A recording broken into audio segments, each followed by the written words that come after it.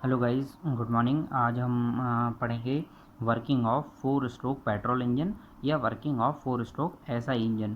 SI engine को ही petrol engine कहते हैं। तो आइए स्टार्ट करते हैं working of 4 stroke petrol engine.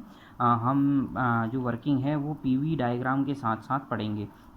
ये पीवी डायग्राम मैंने बना रखा है, तो जैसे जैसे मैं आपको अलग अलग स्ट्रोक समझाऊंगा उसके साथ साथ पीवी डायग्राम भी हम समझते चलेंगे ताकि बाद में कोई प्रॉब्लम ना हो।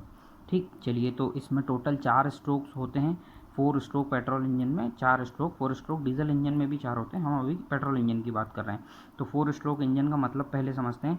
4 स्ट्रोक का मतलब जब क्रैंक शाफ्ट के 2 रेवोल्यूशन, मतलब एक रेवोल्यूशन में टोटल 360 डिग्री, 2 रेवोल्यूशन में 360 प्लस 360, जब क्रैंक शाफ्ट 2 रेवोल्यूशन करेगी तब ये चारों स्ट्रोक्स कंप्लीट होंगे। मतलब 180 डिग्री में 1 स्ट्रोक, नेक्स्ट 180 डिग्री में दूसरा स्ट्रोक, नेक्स्ट 180 डिग्री में थर्ड स्ट्रोक, और नेक्स्ट लास्ट 180 डिग्री में फोर्थ स्ट्रोक। मतलब जब क्रैंक के 2 रेवोल्यूशन कंप्लीट होंगे तब जाके ये चारों कंप्लीट होंगे स्ट्रोक्स। मतलब कि एक साइकिल जो है वो 2 रेवोल्यूशन में कंप्लीट होगी, या हम कह सकते हैं कि क्रैंक शाफ्ट के 2 रेवोल्यूशन में एक पावर स्ट्रोक मिलेगा। ये होता है 4 स्ट्रोक इंजन। तो आगे बढ़ते हैं, एक एक करके समझते हैं। सक्शन, कंप्रेशन, पावर या एक्सपांसन और एग्जॉस्ट स्ट्रोक वर्क कैसे करते हैं। मैंने डायग्राम बना रखा है, तो पहले थोड़ा सा डायग्राम देख लेते हैं, उसके बाद हम इसकी वर्किंग स्टार्ट करेंगे। ये है इनलेट वाल्व, ये है एग्जॉस्ट वाल्व, ये है स्पार्क प्लग, ठीक, ये सिलेंडर ब्लॉक, ये जो ऊपर का पार्ट है जिसमें इनलेट, एग्जॉस्ट और स्पार्क प्लग होता है, इसको बोलते हैं सिलेंडर हेड। मैंने आगे दिखा भी रखा, ये सिलेंडर हेड है। ये टॉप डेड सेंटर है, जहाँ तक पिस्टन पिस्टन का ये अपर मोस्ट पोर्शन है, जहाँ तक पिस्टन जाएगा उसको बोलते हैं टॉप डेड सेंटर। और ये bottom dead centre, lower most position, जहाँ तक पिस्टन आएगा, इससे नीचे नहीं आएगा। ठीक, तो ये जो टीडीसी और बीडीसी है इसी के बीच में पिस्टन मूव करता है। इसको स्ट्रोक लेंथ भी कहते हैं। अब ये जो पोर्शन थोड़ा सा दिखाई दे रहा होगा, टॉप डेड सेंटर और ये वाला, इन जहाँ बाल्ब लगे हैं उसके बीच में ये जो वॉल्यूम है इसको बोलते हैं क्लियरेंस वॉल्यूम। ये जो पीवी डायग्राम में भी दिखाई देगा, देखिए थोड़ा सा, इस एक्सिस पीवी डायग्राम में प्रेशर वॉल्यूम डायग्राम कहते हैं इसको। एक्स एक्सिस पे वॉल्यूम शो करते हैं और वाई एक्सिस पे प्रेशर शो करते हैं। तो ये जो गैप दिखाई दे रहा है, ग्राफ यहाँ से बनना स्टार्ट हुआ है, यहाँ से स्टार्ट है, मतलब ये जो गैप है ये क्लियरेंस वॉल्यूम है। यहाँ पे पिस्टन मूव नहीं करता, पिस्टन सिर्फ मूव करता है यहाँ से लेकर यहाँ तक। इसको कहते हैं स्वेप्ट वॉल्यूम, जहाँ पिस्टन मूव करता है। वी एस से जिसको मैंने डिनोट कर रखा है उसको बोलते हैं स्वेप्ट वॉल्यूम। और ये जो पोर्शन है इसको बोलते हैं वी सी, क्लियरेंस वॉल्यूम। इसमें पिस्टन मूव नहीं करता। डायग्राम से समझें, ये है टीडीसी, टीडीसी और ये जो वॉल्व है इस वाले पोर्शन में पिस्टन मूव नहीं करता। ये है क्लियरेंस वॉल्यूम। पिस्टन मूव करता है टीडीसी से पीडीसी के बीच में, चाहे स्ट्रोक कोई सा भी हो, टीडीसी से बीडीसी, टीडीसी से बीडीसी के बीच में ही। तो इसको बोलते हैं स्वेप्ट वॉल्यूम और उसको बोलते हैं क्लियरेंस वॉल्यूम। तो टोटल वॉल्यूम हो जाएगा, जो सिलेंडर का वॉल्यूम होगा वो हो जाएगा V C clearance volume, V S swept volume. Total volume हो जाएगा V C plus V S, clearance volume और स्वेप्ट वॉल्यूम का एडिशन, सम। तो ये हो जाएगा टोटल वॉल्यूम। तो आइए स्टार्ट करते हैं। एक एक स्ट्रोक को हम समझें। तो पहले स्टार्ट करते हैं सक्शन स्ट्रोक से। सक्शन स्ट्रोक जब स्टार्ट होगा तो पिस्टन की पोजीशन टॉप डेड सेंटर पे होगी, अपर मोस्ट जो पोजीशन है वहाँ पे होगी। मैंने थोड़ा सा पिस्टन नीचे बनाया है क्योंकि यदि जब अपर मोस्ट पोजीशन पे पिस्टन होगा तो ये जो क्रैंक है इसकी पोजीशन यहाँ होगी, ना कि यहाँ। ये कुछ डिग्री आगे मैंने बढ़ा दिया, इसका मतलब पिस्टन कुछ नीचे आ गया। ये सिर्फ समझने के लिए है। जब सक्शन स्ट्रोक स्टार्ट होगा तो पिस्टन की पोजीशन जो होगी वो बिल्कुल टॉप डेड सेंटर पे होगी। ठीक, तो जैसे ही हमने इसको कुछ डिग्री आगे मूव किया, पिस्टन नीचे आया, सक्शन वाल्व ओपन हो जाएगा और सक्शन वाल्व के ओपन होते ही फ्यूल अंदर सिलेंडर में आ जाएगा। उस टाइम पे एग्जॉस्ट वाल्व बंद रहेगा। सक्शन स्ट्रोक में केवल इनलेट वाल्व ओपन रहेगा, एग्जॉस्ट वाल्व बंद रहेगा, फ्यूल अंदर आ जाएगा, पिस्टन टीडीसी से बीडीसी पर आ जाएगा। तो suction valve and suction stroke खत्म हो जाएगा। अब पिस्टन जब बीडीसी से टीडीसी की तरफ मूव करना स्टार्ट होगा, मतलब अगला स्ट्रोक स्टार्ट हो गया, जिसको कहते हैं कंप्रेशन स्ट्रोक। जो सक्शन स्ट्रोक में फ्यूल अंदर आ चुका है, अब वो कंप्रेशन स्ट्रोक में जब पिस्टन बॉटम डेड सेंटर से टॉप डेड सेंटर की तरफ मूव करेगा तो जो फ्यूल है वो कंप्रेस होना स्टार्ट हो जाएगा। ये दिखाई दे रहा है जब पिस्टन अपर मोस्ट पोजीशन मतलब टॉप डेड सेंटर पे पहुंच जाएगा, ये दिख रहा है जब टॉप डेड सेंटर पे पहुंच गया तो पूरा फ्यूल कंप्रेस हो गया। अब जैसे ही ये फ्यूल यहाँ कंप्रेस होगा, कंप्रेशन स्ट्रोक के एंड में पूरा फ्यूल कंप्रेस हो जाएगा, वैसे ही स्पार्क प्लग एक स्पार्क इग्नाइट करेगा जिससे कि फ्यूल का कंबशन स्टार्ट हो जाएगा। और जैसे ही फ्यूल का कंबशन स्टार्ट होगा गैसेस बनने लगेंगी, गैसेस प्रोड्यूस होने लगेंगी और वो गैसेस जो है पिस्टन के टॉप के ऊपर प्रेशर डालने लगेंगी जिससे पिस्टन नीचे की तरफ मूव करने लगेगा। ये मैंने बाई मिस्टेक यहाँ पोजीशन बना दी थी क्योंकि यदि पिस्टन कुछ नीचे आ जाएगा तो इसका मतलब ये इस डायरेक्शन में रोटेट होना चाहिए, मैंने गलती से इधर बना दिया था, चलिए उसके लिए सॉरी। तो ये ना समझें, ये कुछ नहीं है, यहाँ पे मैंने थोड़ा थोड़ा काट भी रखा है, ये है उसकी रियल पोजीशन। तो जब पिस्टन नीचे आ जाएगा तो क्रैंक थोड़ा सा इस तरफ मूव होना, कुछ डिग्री इस तरफ मूव हो जाएगी। तो यही होता है जो पावर स्ट्रोक कहते हैं इसको। मेन जो स्ट्रोक होता है वो पावर या एक्सपांसन स्ट्रोक होता है, इसी में पावर जनरेट होती है। बाकी तीन जो स्ट्रोक हैं वो आइडियल होते हैं, इसी को बोलते हैं वर्किंग स्ट्रोक जिसमें हमें पावर मिलती है। बाकी तीनों जो स्ट्रोक हैं वो आइडियल होते हैं। पावर स्ट्रोक के दौरान जो एनर्जी जनरेट होती है वो फ्लाईव्हील में स्टोर हो जाती है। जब ये तीन स्ट्रोक होते हैं तो फ्लाईव्हील से वही एनर्जी इन तीनों स्ट्रोक को कंप्लीट करने में काम आती है। ठीक, चलिए आगे देखें फिर और समझेंगे ये क्या है।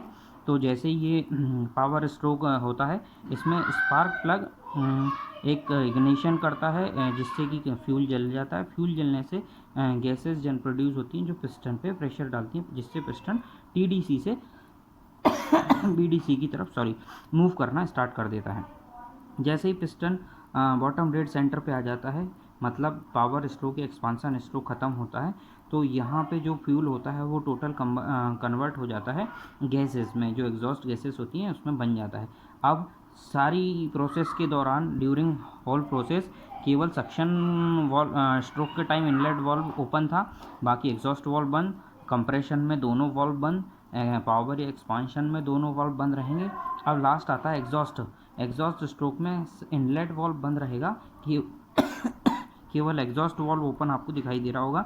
तो जैसे ही एग्जॉस्ट वाल्व स्टार्ट होगा मतलब पिस्टन बॉटम डेड सेंटर से टॉप डेड सेंटर की तरफ चलना स्टार्ट करेगा, मूव करेगा, तो ये जो गैसेस हैं वो बाहर की तरफ प्रेशराइज करने लगेगा पिस्टन गैसेस को जिससे पिस्टन एटमॉस्फेयर में डिस्चार्ज हो जाएंगी। तो ये था working of 4 stroke petrol engine. और थोड़ा सा समझते हैं पावर।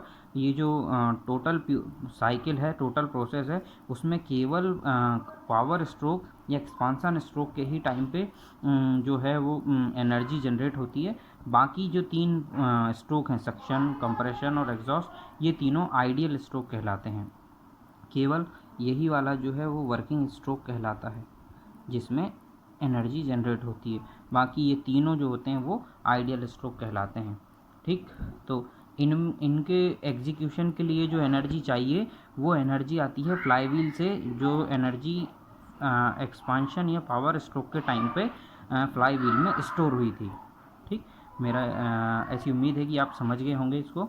यदि कोई और डाउट हो तो मुझे बताएं कमेंट करके, मैं ज़रूर उसको कंप्लीट करने की कोशिश करूँगा। चलिए आइए आप समझते हैं इसका पीवी डायग्राम। ये है एक एक स्ट्रोक के साथ पीवी डायग्राम समझते जाएंगे। तो ये रहा, देखिए सक्शन वाल्व में जब पिस्टन टॉप डेड सेंटर पे रहेगा मतलब ये पोजीशन स्टार्ट होगी यहाँ से 0। जब पिस्टन टॉप डेड सेंटर पे है मतलब केवल क्लियरेंस वॉल्यूम की जगह बची है पिस्टन के ऊपर। जब यहाँ होगा तो केवल क्लियरेंस वॉल्यूम की जगह होगी, तो ये क्लियरेंस वॉल्यूम की जगह दिखाई दे रही है। ठीक, तो जैसे जैसे पिस्टन नीचे मूव करेगा वॉल्यूम बढ़ता जाएगा, देख रहे हैं वॉल्यूम बढ़ता जाएगा। तो जैसे जैसे 0 से 1 की तरफ ये पिस्टन जब नीचे मूव करेगा तो ये सक्शन दिखाई दे रहा है। सक्शन का मतलब वॉल्यूम बढ़ता जा रहा है। ये आ गए हम पोजीशन 1। पोजीशन 1 का मतलब पिस्टन अब आ गया बॉटम डेड सेंटर पे। ठीक, पिस्टन बॉटम डेड सेंटर पे। अब जब दूसरा स्ट्रोक होगा जिसको कंप्रेशन स्ट्रोक कहते हैं, तो कंप्रेशन स्ट्रोक में फ्यूल जो है कंप्रेस होगा जिससे कि जब पिस्टन ऊपर जाएगा तो वॉल्यूम कम होगा और कंप्रेस होने से फ्यूल का प्रेशर बढ़ेगा।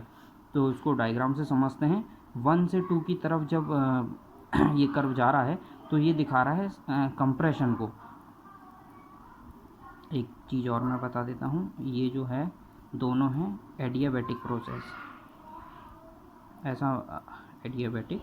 एडियाबैटिक का मतलब होता है कि टेम्परेचर कांस्टेंट रहे, लेकिन प्रैक्टिकली ऐसा हो नहीं पाता कि पिस्टन जब सिलेंडर में मूव करे तो हीट मतलब टेम्परेचर का डिफरेंस, टेम्परेचर का चेंज ना हो। जब पिस्टन मूव करेगा सिलेंडर में तो कुछ ना कुछ टेम्परेचर ज़रूर वेरी करेगा, लेकिन ऐसा माना जाता है, अजम्पशन है कि ये जो दोनों प्रोसेस हैं, गलती से हम बना दिए, ये जो दोनों प्रोसेस हैं वो एडियाबैटिक प्रोसेस है, मतलब इसमें टेम्परेचर चेंज नहीं है, टेम्परेचर कांस्टेंट है। ठीक, चलिए अब जब बॉटम डेड सेंटर से टॉप डेड सेंटर की तरफ पिस्टन जाएगा तो वॉल्यूम कम होगा। जब 1 से 2 की तरफ जा रहे हैं तो वॉल्यूम कम हो रहा है और प्रेशर इंक्रीज हो रहा है। ये प्रेशर इंक्रीज हो गया 0.2 पर।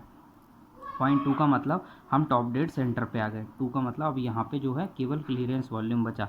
जब टॉप डेड सेंटर पे आ जाएंगे तो ऊपर सिर्फ क्लियरेंस वॉल्यूम ही बचेगा। नेक्स्ट अब देखते हैं, जैसे ही कंप्रेशन स्ट्रोक एंड होता है वैसे ही स्पार्क इग्नाइट करता है, एक इग्निशन करता है, मतलब एक स्पार्क जनरेट करता है। तो जैसे ही ये 2 से 3 के बीच में मैंने लिख रखा है, यहाँ पे देखिए ध्यान से, क्यू इन मतलब कंप्रेशन खत्म होगा, मतलब हम 0.2 के बाद की बात कर रहे हैं, कंप्रेशन खत्म हो गया, वैसे ही स्पार्क जनरेट होगा। वैसे ही स्पार्क जनरेट होगा मतलब हीट का एडिशन होगा। तो 2 से 3 के बीच में हीट का एडिशन होता है, ये हीट का एडिशन हुआ, और जैसे ही हीट का एडिशन होगा गैसेस बनने लगेंगी यहाँ पे कंबशन के कारण, वो प्रेशर डालेंगी पिस्टन पे, तो पिस्टन मूव करेगा नीचे की तरफ। पिस्टन जब नीचे की तरफ मूव करेगा तो सिलेंडर का वॉल्यूम बढ़ने लगेगा, मतलब पिस्टन जब नीचे की तरफ मूव करेगा, मतलब 3 से 4 की तरफ जब मूव करेगा तो ये वॉल्यूम पे हम आगे बढ़ रहे हैं, मतलब वॉल्यूम बढ़ता जा रहा है। तो जैसे ही हम 0.4 पे पहुँचे मतलब पिस्टन पहुँच गया बॉटम डेड सेंटर पे। ठीक, तो ये यहाँ बॉटम डेड सेंटर पे पहुँच गया। ठीक, अब जब पिस्टन बॉटम डेड सेंटर से टॉप डेड सेंटर की तरफ मूव करेगा, बॉटम डेड सेंटर मतलब 4 कांस्टेंट वॉल्यूम प्रोसेस, यहाँ आके जब बॉटम डेड सेंटर पे आ जाएगा तो हम देख सकते हैं जब ये पूरा यहाँ पे आ जाएगा बॉटम डेड सेंटर पे, तो ये जो वॉल्यूम है और इसका ये जो स्टार्टिंग का वॉल्यूम है, पावर स्ट्रोक का एंड और एग्जॉस्ट का स्टार्ट दोनों कांस्टेंट वॉल्यूम है। मतलब यहाँ पे रहेगा तो कहेंगे कि ये एक्सपांशन का एंड है, और यहाँ पे है तो यहाँ कहेंगे कि ये एग्जॉस्ट का स्टार्टिंग पॉइंट है। मतलब 4 और 1 एक ही बात है, कांस्टेंट वॉल्यूम की बात हो रही है। यहाँ पे हीट रिजेक्शन होगा, तो अब 4 और 1 के बाद जब बॉटम डेड सेंटर से पिस्टन टॉप डेड सेंटर की तरफ मूव करेगा तो उसका वॉल्यूम कम होने लगेगा, मतलब ये दिखाई दे रहा वॉल्यूम कम होने लगा, और वापस अपनी इनिशियल पोजीशन पे साइकिल आ जाएगी 0, फिर से रिपीट होने लगेगी। तो ये प्रोसेस चलती रहती है। ये है 4 स्ट्रोक पेट्रोल इंजन की वर्किंग। आई होप, उम्मीद है मुझे कि आपको समझ में आया होगा। कोई भी डाउट हो तो कमेंट ज़रूर करें, मैं आपको वो डाउट क्लियर करूँगा, कोशिश करूँगा कि डाउट क्लियर हो। चलिए फिर से एक बार थोड़ा सा हल्का से देख लीजिए। ये रहा, जब 0 से 1 की तरफ जाएंगे तो सक्शन स्ट्रोक कंप्लीट होगा, 1 से 2 की तरफ दिखाई दे रहा है कंप्रेशन स्ट्रोक, 2 से 3 हीट एडिशन, 0 से 1 सक्शन, 1 से 2 कंप्रेशन। ठीक, कंप्रेशन के एंड होते ही, कंप्रेशन जैसे ही खत्म होगा स्पार्क इग्नाइट होगा, मतलब 2 से 3 के टाइम पे स्पार्क इग्नाइट हुआ तो हीट एडिशन हो गया। फिर बॉटम डेड सेंटर की तरफ पिस्टन मूव करेगा, मतलब expansion stroke, bottom dead centre की तरफ मतलब पिस्टन पावर स्ट्रोक चल रहा है तो पिस्टन नीचे की तरफ मूव करेगा, वॉल्यूम बढ़ जाएगा। ठीक, उसके बाद है एग्जॉस्ट, मतलब पिस्टन बॉटम से टॉप डेड सेंटर की तरफ मूव करेगा, कब तक, जब तक कि टीडीसी पे ना पहुंच जाए, मतलब जब तक यहाँ पिस्टन पहुंचेगा तब तक एग्जॉस्ट वाल्व एंड होगा।